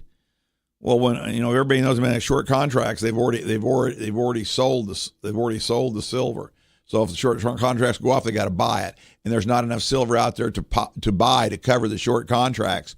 And so a lot of these banks would lose. It's like anything else. Well, first bank ever does it, it's a domino effect. Right. Everybody's going to have to do it quickly, or they're going to lose millions of dollars. And so, but there was a group in England that basically sat down every day and said silver's going to be this much money. And they manipulated the markets and held it there. Somebody sued them for manipulating the markets, which is against the law. Sure. And they lost the lawsuit, cost them millions of dollars, and they kind of broke up their little group. Well, we have groups like that here, like J.P. Morgan's got 555 million ounces in physical silver. 555 million ounces in physical silver. Now think about this. This bank did not buy this physical silver to lose money. Right. It's just like I tell people, how smart do you have to be to do what the bank just did? Right. Some guy says, what are you talking about? And I said, well, if Buffett walked into the New York Stock Exchange and said, I want to buy 100,000 shares of ABC stock, and you've got some money to spend, and you followed him in and you listened to him make this transaction, how smart do you have to be to buy ABC stock when Buffett just bought 100,000 shares? All you got to do is follow the big boys. Yep. And the big boys are putting their money in silver, and they're not putting their money in silver to lose money. Sure. So, I think that you don't have to be a genius to buy silver when the big boys have got that much. Well, that's very true, and especially with all of the short contracts you mentioned, it's it's fun to watch them do that because, as you mentioned, it's too big to fail. So when are we going to get back to the basics when it comes to trading silver based on what we mine compared to what we actually like to trade? And one of these days, how long can we continue to do that before? I mean, this reminds me of like the early 1900s when we're living a little outside of our means and we look like we're rich on paper, but not so much in the physical assets. Yeah. And they, I read an article the other day that said basically for every ounce of silver that's on the open market, there's 202 ounces of gold. and I've actually heard, and somebody brought this up the other day, that you could actually see the metals change places. Sure. I mean, somebody goes, well, at $1,285 gold, and if silver goes to more than that, well, then silver's going to have to be what, $1,300, $1,400, $1,500? No, silver could be $300 and gold could be $200. Sure. So that's something that could happen. Something that's interesting. Very well. Phil's Coins, 9344 West Central Avenue. You can give them a call. They're open at 9:30 today, 316-773-0905. Let's take a break. We'll open up lines to you when we come back, talking with the man himself, Phil Martinez. So much information on gold and silver, buying, selling, trading, whatever you need. Also, we got to touch on some of the politics and do a year-end recap because that's just what we enjoy to do here. That's right. That's what we do. We'll be right back on The Voice Reason. Stay here. You're listening to The Voice of Reason with Andy Hoosier. We built this city. We built this city on rock and roll. Built this city. We built this city on rock and roll. Welcome back into The Voice of Reason right here on the Big Talker KQAM. We're rolling along a Thursday. It's a pre-Friday, the Friday Eve, whatever you want to call it, celebrating. I know that you're digging it, you're enjoying it. Welcome aboard. 721-825-5721. Talk the man himself, Phil Martinez, in studio. A little bit longer here. 9344 West Central Avenue is Phil's Coins for your buying, selling, trading with honesty and integrity when it comes to gold, silver, and so much. By the way, do you still have those, food tub things for like the emergency kits? Freeze-dried food? Yeah, that stuff. You still got all that? Well, we can order it. We order it in. Okay, order it in there. That's always a neat one to have, too. I need to start stocking up on some of that. 25-year shelf life. That's awesome. Just store it somewhere where it's cool. If you got a basement that don't have a whole lot of moisture, why? Sure. Yeah. Just stock it in there. Yeah, there for a while. It was a big item for a long time. Actually, we talked about renting another building and opening our own survival store, like preparedness store kind of thing. Yeah. See, that would be fun too. That'd be good. Yeah, well, it takes a lot of money to do something like that. Yeah, that stuff's expensive. All the gadgets and tools and different things. I mean, that stuff gets pricey. Some of it is pretty pricey. Yeah. I mean, I don't know. I'm watching groceries go up every day, literally. So what's fairly pricey today in 10 years may be damn cheap. So, exactly. yeah. Exactly. But even just like, maybe you guys could have this too, or I don't know if you can order them, but maybe like the preparedness books on different tips and different leaves that are okay to use that won't give you some kind of infection, or, different trees and what the benefits of them are and the bugs that you're allowed to eat without getting poisoned. And I don't know, some kind of, you never know what could happen, because I probably can order them because I have them. I know. You're like, you gotta see my wife's library. I tell you, when things get bad, hey, you never know what's going to happen. We just read the story that, China has been working with North Korea, giving them oil and certain resources for them to increase their nuclear programs. So China's in works with that. Donald Trump said that they potentially could be seeing some conflicts come middle of February. We got some things that are abroad, and they've threatened to use an EMP a couple of times on us. If we lose all power around here, what are we going to do? I hate to say it, but, without power, no cell phones.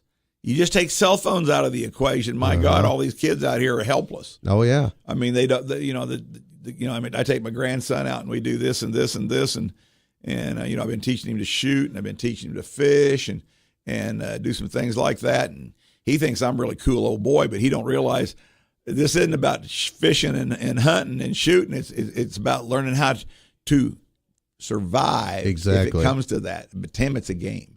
Exactly. He doesn't realize that I'm teaching him basically skills, Right. The other day he caught a fish, and it was funny because I don't know why, but he's a little squeamish about fish. Right. And we were sitting there talking about it, and I said, well, you're going to have to learn to handle if everything crap hits the fan, I said, if you can't take fish off the hook and catch more than one fish, I said, your mother may not get to eat that night. That's right. And he looks at me with this real serious look, and he goes, I guess things are going to have to change, aren't they, Papa? That's right. And I said, yep, they're going to have to change. Just a little bit. Just go. a little bit. But I mean, just water. The fact that if power goes down, you can't get water. You can't get electricity. You can't get heat. You can't get a lot of things. I watched some program on TV the other day about water, probably been 6 months ago, and they predict that water will become more expensive than gas. That's insane. Well, I mean, it's a scary thought. Well, yeah, I mean, they were showing where in Saudi they built these big canals to move all this water and took desert, and now they're growing plants. But the amount of water that it takes to grow the plants is astronomical, but it's coming out of a big river, and everything is going down. I mean, there goes the river. I mean, how many years ago was it Kansas was fighting Colorado for trying to get the water out of the Arkansas? Exactly. I mean, water is going to be the key element. Cherish it and enjoy it. Got to take a bottom of the hour break. Yep. Phil Martinez with Phil's Coins. When we come back, we'll touch on some of the political issues of the year, wrapping up 2017 along with your thoughts and calls, obviously. This is The Voice of Reason on KQAM.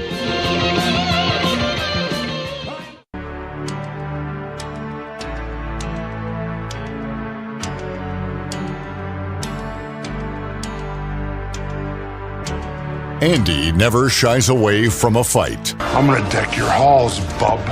And now's your chance to jump in the ring. Give Andy a call at 316-721-8255.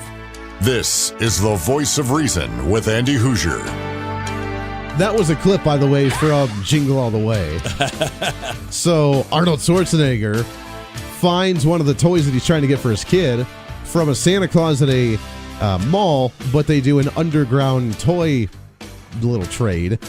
Gets into a fight with them, and then of course they had the big macho Santa Claus that's come out to ready to beat him up, and yeah, it's a great time. It's if you like your action-packed Christmas movies, that's the one to watch. Welcome back into The Voice of Reason here. Wrapping up the show today, your thoughts and calls. I'd love to hear from you. 721-8255-721 Talk. Phil Martinez of Phil's Coins, 9344 West Central Avenue, joining us here today. Not having the governor's office on. Obviously, it's the holidays. They're out at Topeka, thank God. It's just like Washington, D.C. The swampy smell is up there, and sometimes you just got to get away. So they are able to leave a little bit. We'll talk to them starting next week. Again, whatever's on your mind, we'd love to hear from you. Wrapping up 2017. Before we get into the business side of it, politically, what do you think of this year from the inauguration of Donald Trump back in last January, this entire year from the politics, the taxes, the budget, everything that you saw this year? What sticks out to you the most? Oh, Lord. The big story of 2017. Well, it'd probably be the tax break. I mean, he kept saying he was going to do it. Finally did it. And he finally did it. Finally did it. I mean, my wife and I was talking the other day that unfortunately that if you're a politician, they've already cut off everything that counts, I guess. Because there ain't a Republican out there that's got any, that's for sure. They bow down to whatever the Democrats aren't in power, but yet they're still bowing down to whatever the Democrats say. Pretty much. The Democrats, you look at the Obama health care program. The Democrats didn't read the bill. They just passed it on partisan lines. Right. Okay. And there's a lot of things like that happened. There was my wife was reading the other day on her phone that there was a whole lot of little tax things raised with Obama. And not one Republican voted for it, but the Democrats shoved it down their throat, and there's nothing they can do about it. And in this next election, if Trump loses the House or the Senate, and they're only talking about a couple seats in the Senate. So if they lose the House or the Senate, the Republicans just as well not even go to work because there's nothing going to get done because the Democrats are going to say no, and they're going to block anything that anybody's going to do. So what I tell Republicans right now is any bill that you want to pass, do it now. You don't have to read the damn bill. Just pass it. And that's a terrible thing to tell you because I think you ought to be informed. But at the same time, we've got to quit squabbling over nickels and dimes and look at the big picture. Mm-hmm. If it's good, if it's better than like Obamacare, they keep talking about how many people are going to lose health care. Right. Okay, that's going to fall through the cracks. Yeah, but how many are going to get health care or be able to afford health care that can't afford it now. Yep. I mean, Obama basically threw everybody off their health programs, and they forced them to sign up for Obamacare. And then when they signed up for Obamacare, they counted them as, see, there's another person that got insurance under Obamacare. Well, yeah, but he lost good insurance for crappy insurance, pays more money for that insurance. And that's the way it was, but yet they claimed look what a great thing it is. We actually signed up 2 million people. Right. Well, God, I'm sorry, but 1.95 million people lost better insurance and paid more money for crappy insurance. Right. But they had no choice because they have to have insurance. But at least they got insurance. Yeah, at least they got some. Well, yeah, but anybody can have anything if you got enough money to get it. Yeah, see. I mean, I'm sorry, if the poor people had money, they could eat. Exactly. I just didn't understand a lot of this. I mean, if you can't afford insurance, Obama's going to tax you to the point at some point that you just will get the insurance because you have no choice. And I told somebody, I said, well, then that's just like saying, well, if you haven't got a car, we're going to tax you because you're not driving a Cadillac. Mm-hmm. Well, that's stupid. Welcome to the Democrats. Yeah, welcome absolutely. To the progressives. The whiners, the complainers, the protesters, the ones that have been doing the standing up, fighting against Trump, the Antifa, the we need to stop fascism by beating you to a pulp because you don't believe in what we believe in. Do you think that's going to continue for next year? I don't know. I mean, a lot of it is there's a lot of people putting up a lot of money paying. I mean, what was it, Rosie O'Donnell the other day was talking about, I'm going to give you all this money if you vote against Obama or against Trump. I'm sorry, but I hope she goes to jail. That is against the law. She probably will. And I hate to say, she was going to leave this country if he got elected. Yeah, why didn't and that she's happen? still here. I'm sorry, but she can take her little bumpity bump and take it north, and I'm not going to miss her one bit. And there's a few others that were going to go north, and I'm sorry, but y'all need to get on one plane and go. I guess we don't can give Miley Cyrus credit because she actually did leave and go to England. So she did get her citizenship there. Good for her. She actually was true to her word. So I give her props for that. Oh, yeah, absolutely. I mean, if you tell me you're going to leave and you leave, that's fine. But you got to be careful. I try not to tell somebody what I'm going to do and not be prepared to do it. A lot of people like to talk and not have the action. Yep. A lot of people like to talk about it. I'm more action than talk sometimes. I mean, it's just, if I tell you I'm going to kick your butt, unfortunately, you got a butt kicking coming. You got one coming. Better get ready for it. Yeah, that's just. I'm sorry, but that's the way I am. I believe that if you're not as good as your word, you don't count. Sure. You're not a human being as far. I mean, you can tell me whatever you want. I mean, I've had people come in my shop and just flat get stupid with their views. Sure. But I would fight to defend their right to say what they say and believe what they believe. Exactly. Because not everybody believes what I believe. Not everybody believes the way I believe. But I still have a right to believe. Exactly. Now, protesting, I don't know. I've thought about starting several marches myself downtown when there's something going that I thought was bad that they're protesting. I thought, there's a whole lot of good people in Wichita.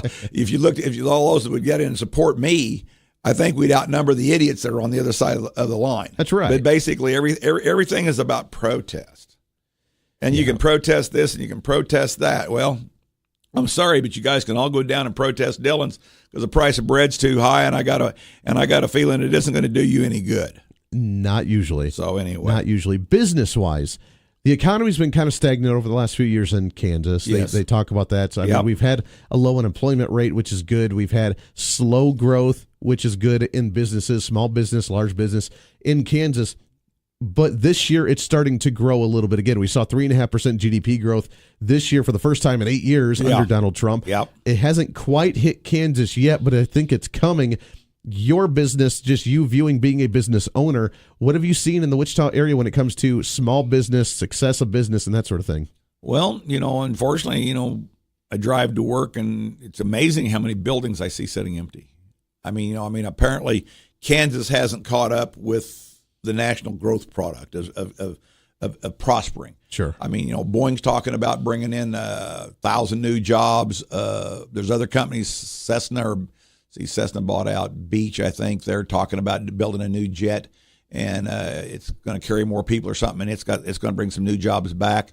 I think it's, the tax program, when you start giving somebody even like me, it probably won't make any difference in my business. Sure. But some companies that are all of a sudden have got more money and they've got more money, so, God, I've got a place over here in the corner. I could put a new machine. Well, you buy a new machine. Well, unfortunately, you got to have somebody to build those parts and somebody to burr those parts.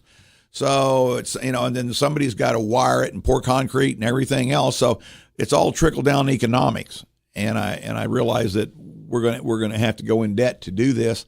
But I do think in the long run that when you get a lot of people working that isn't working, unemployment is basically at an all-time low right now. But at the same time, technically, the way they measure unemployment, it just means that everybody's unemployment just ran out. It doesn't mean that there's not hundreds of thousands of people out there that are looking for Still a job. Struggling, sure. But at the same time, I was at McDonald's this morning, and there's a little old lady in there. She's probably, I bet she's got to be 75 or 80 years old. And she comes to work every day, and she brings your breakfast out to you, and she's cleaning and doing this. And I thought, now here's a lady that's probably don't have to work, got a job because you want something to do. Yep. And we've got all these whiners sitting around that can't find a job. It's not that you can't find a job. You're not willing to work for what it takes. It's too easy to sit on your rear end and let somebody take care of you. Sure. There's no pride in this country no more. There's no pride in doing a job. All these guys go to work, and most of a lot of these young kids, they're just trying to figure out how to go to work, do as little as possible, and get as much money as possible for doing nothing. And that's not the attitude that I grew up with. That's not the American tradition, not Absolutely. The American work ethic. Yeah. It drives me nuts because you're right. When we talk about, for example, like in the issue of like illegal immigration, we talk about it and they say, well, they're doing jobs that we don't want to do. Absolutely. Which I guess is true to a degree. First off, I find that derogatory because not everybody coming here is just wanting to pick in the field sort of thing. Right. They have other qualifications to work in other places in the first place. But doesn't that represent and reflect more on what we're doing? Because we're not willing to go do that job when we have a family to take care of, when we need the money, when we need to do things.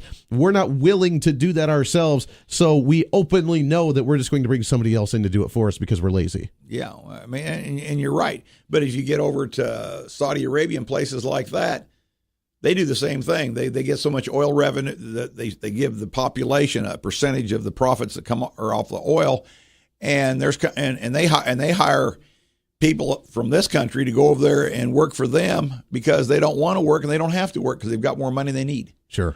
And unfortunately, here we've got more people than money, but that's just the way it is. That's what it is. But they somewhere the Republicans have got to come up with something that's fair for all the Hispanics that's here. Sure. They don't realize you're not talking there's 800,000 is a number that I've heard. Okay, 800,000 is a lot of people. Right. But you're not talking about 800,000. You're talking about millions of votes. All you've got to do is do something for the people who are here. They're here. Sending them back is not particularly the right answer. For some, I'm thinking, we need to send some of them back. I have no problems with that. I think if we got people that have problems, we don't have to send them to Mexico. We send them to California. California like have them. They don't have enough anyway. Yeah, exactly. But sure. Somebody's going to pay for them. But at the same time, they've got to do something because it's about votes. If the Democrats ever get back in power, I guarantee you they're going to do something, whether it be right or wrong. But they will do something because you're looking at millions of votes. You're not looking at 800,000 votes.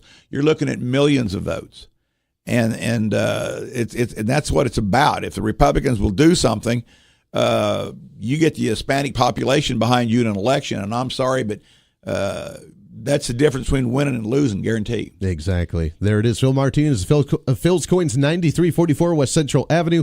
Final words before we let you go. It's going to be a brand new year. 2018 is going to be an amazing year. What are you looking forward to the most?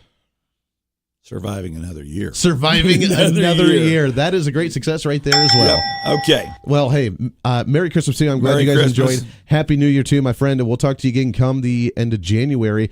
I cannot believe we're talking about 2018 already. It's crazy, isn't it? Because it seemed like we just did our taxes just last month, and here it is again. But speaking of that, tax rate's going back up for the state of Kansas. You're probably going to owe some along with everybody else again. April. I try to work all that out, but yeah, I'll probably I get some from the federal, and I'm going to have to pay to the state. Yeah, that's the way it'll be. Yeah, exactly. Well, good luck to you, my friend. Okay. Happy New Year. We'll talk to you again here in just a couple weeks. Okay. For all you listeners out there.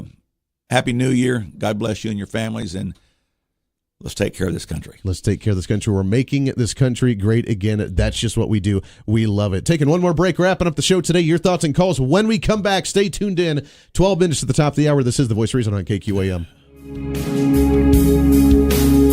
The Voice of Reason with Andy Hoosier on the Big Talker, KQAM.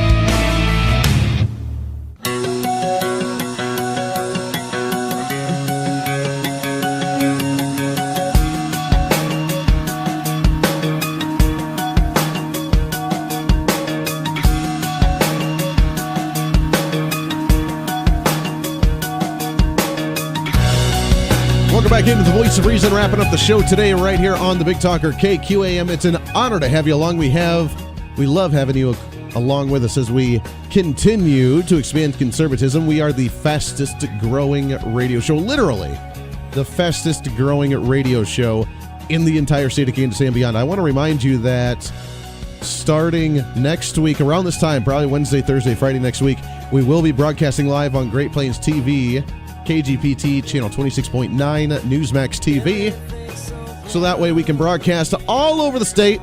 Garden City, Scott City, Dodge City, Wichita, potentially a few more markets, radio and TV wise. That way we can make a difference. We can have a lot of fun doing it as well, because that's what we like to do, get the information out so you can actually be the informed voter. You can be the informed activist, and that's what we need to be very proud of. Welcome into it. 721-8255.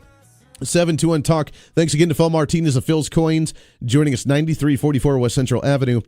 He comes on the last Thursday of every month, and we always enjoy chatting with him both on the politics side and on the business side, along with the side for silver and gold and the commodities and everything of that sort. Just imagine we have the ability to invest ourselves in quality things like silver and gold. We have the ability to do that, and the government cannot take that away. Now, they say they have the potential to, and they've done it in the past, but it just shows that we can create and make and invest and save and grow our own wealth. We can do that ourselves. We don't have to rely on the government to do it for us. Just imagine the opportunities there. Let's go to the phones here. Shall we? Good morning. What's your name? Oh, I guess we lost him there. You're more than welcome to call back if you'd like to. 721-8255-721 Talk for the last couple of minutes. I do want to remind you, tomorrow's show is the last one before the new year. Monday, we will have a best of for the program, wrapping up this year and then getting ready for Tuesday on the 2nd, kicking off an awesome, spectacular 2018. Tomorrow is the final show for the year. And it's going to be a little bit different. We did the same thing as we're going to be doing the same thing as we did last year, as we're going to be simulcasting our sports station and KQAM together with KGSO and KQAM. The two hosts, Scott Stiles and Doug Downs, going to be joining in this studio. We'll have the Facebook Live running, and it's probably one that you'll find quite entertaining and enjoyable because we have a lot of fun doing it. We'll also have a sergeant from the Sedgwick County Police Department, Sedgwick County Sheriff's Department, Ken Kuzer. He's going to be joining us in studio, as he will be giving us regular hourly breathalyzer tests for us, along with a few other individuals. Will be 6 of us total consuming adult beverages for DUI awareness. It's the New Year's. You're going to be celebrating. You're going to be having fun. And regardless of what level you may be at tolerance-wise, the effects are still there, and it's something you need to be very careful of. We don't want to see DUIs. DUIs always spike around the holidays when it's going to the party, celebrating, having a good time, and which is always fun, but you don't want to be caught with that DUI. We don't want to put your life or somebody else's life at risk. We don't want that situation to happen. So we're going to do it in our fun, unique way on the radio by consuming and doing the breathalyzer test and talking about the effects of different types of alcohol. So we'll talk a little politics, we'll talk a little sports, we'll talk about the year-end recap of the great things and not so great things that have happened this year. So I really hope you enjoy it. I really hope you have a lot of fun with us. Call into the show tomorrow. I need the representation to KQAM listeners tomorrow. I really do. The sports guys think that they're going to have the entire show filled with callers from the sports side. We can't allow it to happen. We're going to do it our way. We're going to have a lot of fun with it, and we're going to enjoy. So I want your calls tomorrow as we sit back and we wrap up the year end. We have a little fun doing so. We sip on some adult beverages, yes, even at 6 a.m. in the morning because, well, we're just that dedicated. That's just what we do. This is your show. It's time to speak up, speak out, speak loud, speak proud, speak the truth. and always speak some reason. This is the Voice of Reason on KQAM. Have a great day, everybody.